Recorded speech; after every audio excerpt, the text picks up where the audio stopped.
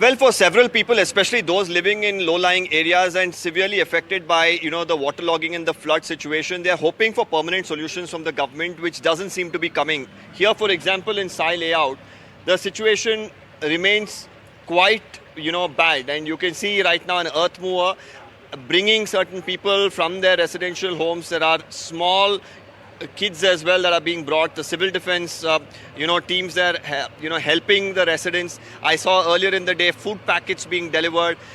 And many people who live on the ground floor have vacated. They've either gone to some of their relatives' homes. Some of them, of course, who could afford, have gone to hotels. Many of them, in fact, don't live on the ground floor anymore because there has been, consistent flooding in this area for several years now.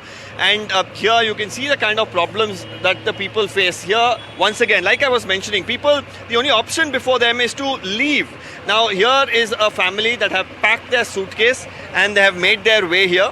Now, the solution here, if you ask me, is in ensuring that the stormwater drains are declogged, that if there are people who've encroached on stormwater drains or the buffer zones, that is cleared at the earliest, but that is not done. That is what the government should really focus at. Let me try and have a word with this family. There's no electricity power past 3 days, and the water is like flooded over there. We cannot stay for a long time.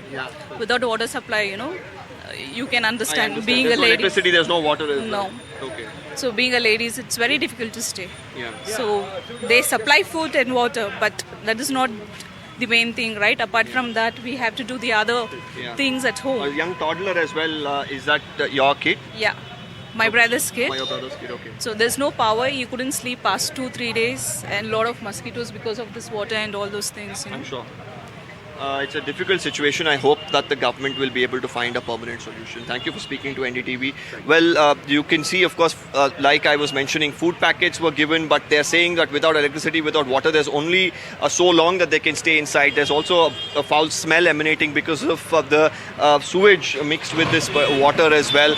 And like we were just talking earlier about the solution really here, this particular entire area, of course, is very close to a lake. More importantly, there is a stormwater drain that runs adjacent to this particular street itself. So there are rules pertaining to construction around the buffer zones of drains. That has not been followed. So in the past as well, government has spoken about how they will clear encroachments, but that doesn't seem to be happening on a war footing.